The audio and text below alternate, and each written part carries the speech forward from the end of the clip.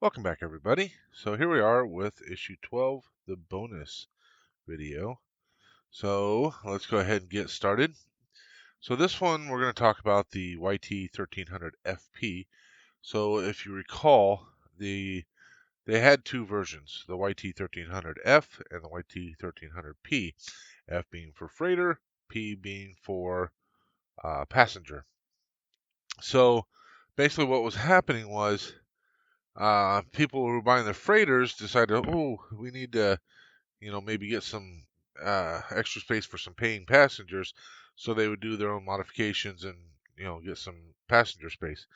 But then also they had the passengers, the YT1300Ps, and they decided they needed some cargo space, so they would make some modifications, take out some of the passenger space, and then they would make cargo space. Well, CEC said, hey, let's offer one where they have a combination. So they offered the YT1300 FP, so it was a combination of both, and it went gangbusters. So they sold the crap out of them, and so it's pretty much the same as the other two versions. You know, you don't get as many passengers, obviously, as a YT1300P, but the cargo tonnage is the same as the freighter. The only problem is you can't put as big and bulky items in there. So although you can carry as much, most of that's due to the general framework of the ship and its engines. Um, you know, you can carry as much. It's just you're not going to have the space to be able to actually carry that much. Pretty much everything else is about the same as far as all of that goes.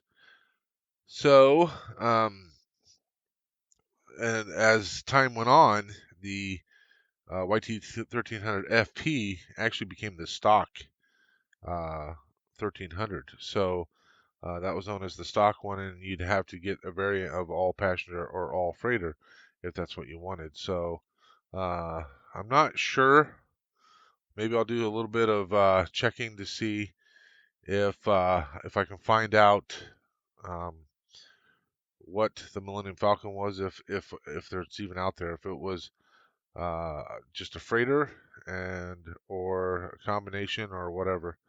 So I'll see if I can't find that, and if I can, I'll either just put up a little thing right here, or I'll mention it in one of my later videos if I find it. So, although no two YT1300s are ever identical, comparing the floor plan of the stock model FP with the Millennium Falcon reveals just how radically Han Solo's ship was modified. Detailing all the changes would take almost as long to describe as they took to create. But most noticeably, the port escape pod was replaced with an airlock with an extra ring corridor and circular bay filling the area that was normally occupied by a comfortable crew lounge. All right, so this must be the Falcon and how it was laid out. So as you can see, here's the crew lounge. This would have been the docking, the escape pod, um, and all that. So that's what the way this layout was. So for the Falcon. This part here was rather interesting. So, as soon as Star Wars fans started mapping the layout of Han Solo's ship, they discovered that it was almost impossible to fit the interior features seen in the studio sets for episodes 4 and 5 inside the external dimensions defined by ILM models. A key problem was that for many years the Falcon's overall length was 26.7 meters, and we may have kind of went over some of this, but this is kind of interesting. One of the most earliest attempts to illustrate the floor plan of the YT1300 was published in 1987 by West End Games in the Star Wars Sourcebook, the basis for the first Star Wars role-playing game. Loosely based on set blueprints, the design was generally accepted for years, but it became increasingly clear that it did not stand close inspection. 10 years later, the Falcon's interior was redefined by the highly detailed exploded view in Dorling Kinderly's Star Wars Incredible Cross Sections. That was in 1998. And a cutaway poster from the Skip or the Sci Pub Tech from Sci Pub Tech. However, the illustrators of both had to resort to a number of compromises to make everything fit inside the Falcon's shell. The scale issues were finally resolved when artists Chris Reef and Chris Trevis researched the Falcon for the Star Wars Blueprints, the Ultimate Collection. The key source was a 1976 illustration by ILM's visual effect director, Joe Johnson, which compared the size of the Falcon with X-Wing and Y-Wing fighters. Reef and Trevis were able to come up with a new length of 34.75 meters, which resolved the scale problem and became the now accepted standard. So yeah, there you go. That is a thing that's kind of been around. The whole Falcon thing had been around for many, many years, that like not everything would fit in there, so it didn't make much sense. Uh, what's this little red blurb say? Hans Jensen's superbly detailed cutaway illustration from the Incredible Cross-Section book had to cram the ship's accommodation and technical features into a vessel that was somewhat smaller than is now accepted. So yeah, this is the illustration from the cutaway book. So crammed a lot of stuff in there, and so when you cram that much stuff in there, you kind of lose some of the definition of it and stuff. So we're gonna go with part 2 of the Secrets of Spaceflight, and this time we're going to talk about pitch, roll, and yaw, or roll, pitch, and yaw if you read from left to right. So um, this talks a lot about the using the repulsor lifts and all that kind of stuff.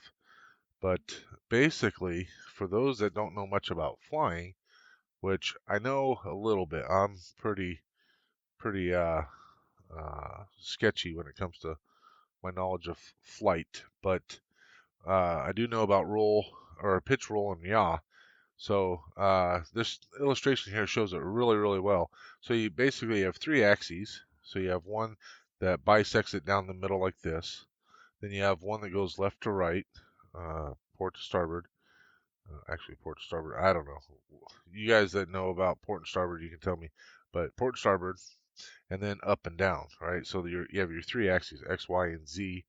And basically where those 3 axes intersect is the center of gravity. And you can see on the Millennium Falcon, the center of gravity is not in the center, it's pushed back. And that's because there's so much weight in the back of the where the engines are and stuff. So much lighter up here. So that's pretty interesting. So pitch is the up and down this way, right? So up and down from front to back. Roll is rolling on its centerline axes this way. And then yaw is, if you're looking at it from the flat, is like that. So if you ever were in the snow and you tried to accelerate too fast and the rear end came out, you're actually yawing. And so yeah, there you go. Pitch, roll, and yaw. Um, so this basically talks about this part here. I thought was rather interesting. So it talks about how to maneuver ships and stuff, and the different ways to do it, particularly in space, because you can't use aerodynamics. It's completely out. So it uses a lot of the thrust vector plates to kind of adjust the thrust to go different directions and stuff. And one of the things with the Falcon that makes it so maneuverable is the fact that that engine takes up so much space along the back that it actually helps it make it more maneuverable. This thing did mention that it was a little bit different. Did make it a little bit unstable. Here it says normally loaded, the Millennium Falcon center of gravity lies just back of the middle forward vent. It's right on the center line of the ship, as the offset cockpit is balanced by the mass of other systems on the port side. This rearward weight balance makes the ship naturally a little unstable, but this is easily controlled by automated systems. And the benefit is that with thrust coming from close behind this point, it is very responsive in maneuvers. So it's a little unstable, however, it makes it very responsive. So that's kind of interesting. So we start talking about scale effects. So models have been used in filmmaking since the early days, and but if a model is too small scale, its movements will look unrealistic. One solution is to move the camera around the model, but this technology only really became feasible in the late 60s. And its large scale application was pioneered on Star Wars. The film introduced fans to a level of reality that had never been seen before, but the ships still tended to move in a linear way, only turning or banking in a 2D fashion. As the storyboards for The Empire Strikes Back showed the Falcon moving with a new agility, having the size of the model ship was an ideal compromise between it being practical to handle on set and looking real. So one of the reasons why um, on In A New Hope uh,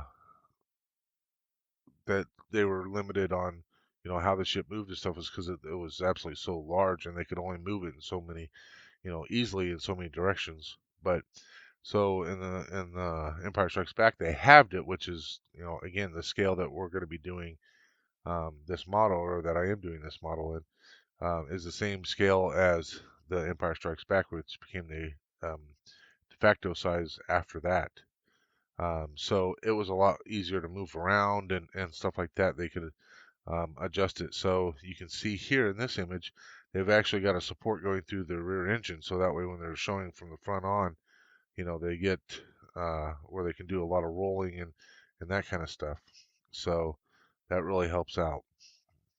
And then I know on the bottom gun port, there is a spot where they could mount it and that kind of stuff. So um, I have seen that before.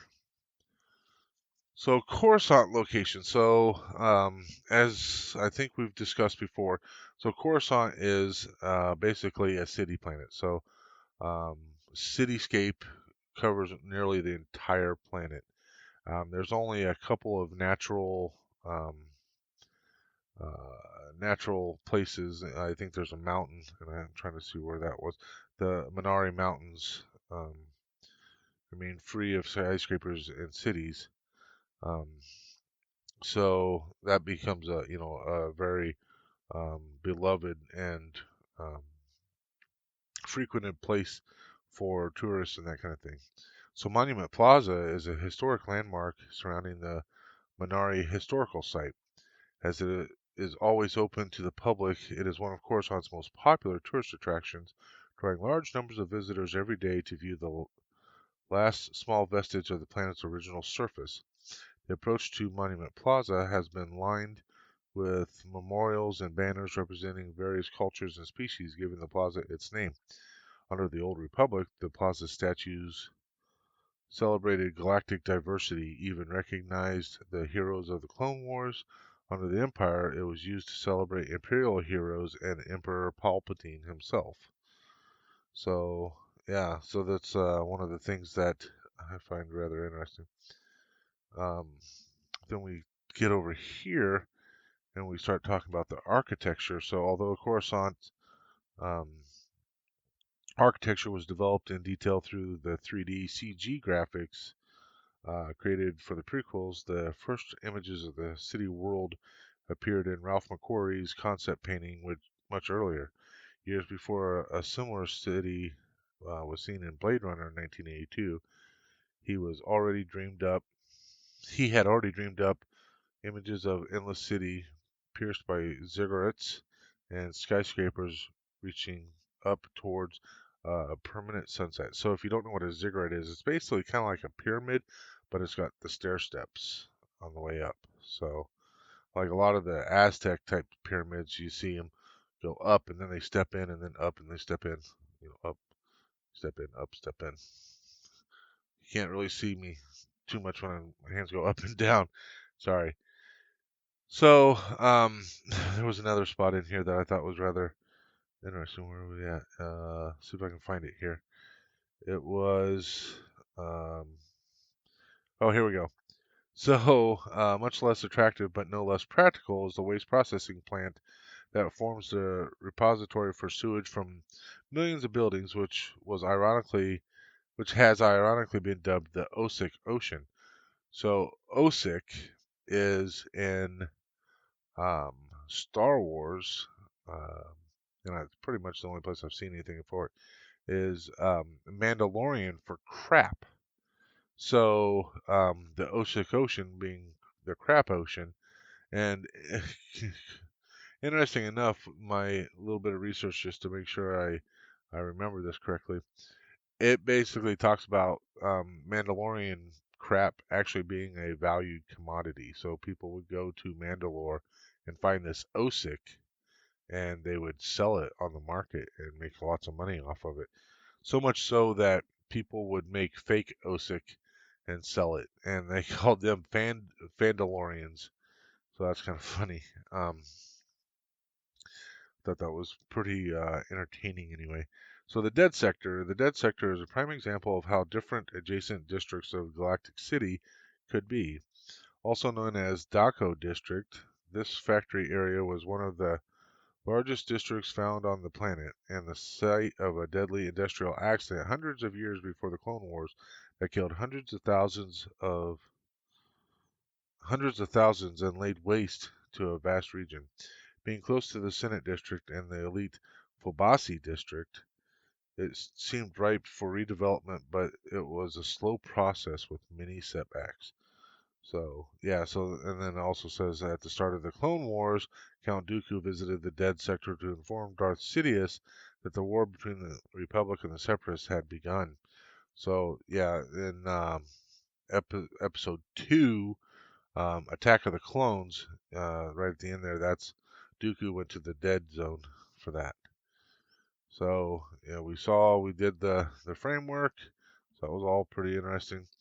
And then the last little tidbit here is the welded framework, a huge scale of the full-sized Falcon. The huge scale of the full-size Falcon meant that it needed to a very substantial metal skeleton, to give it stability. Elstree Studios set building facilities.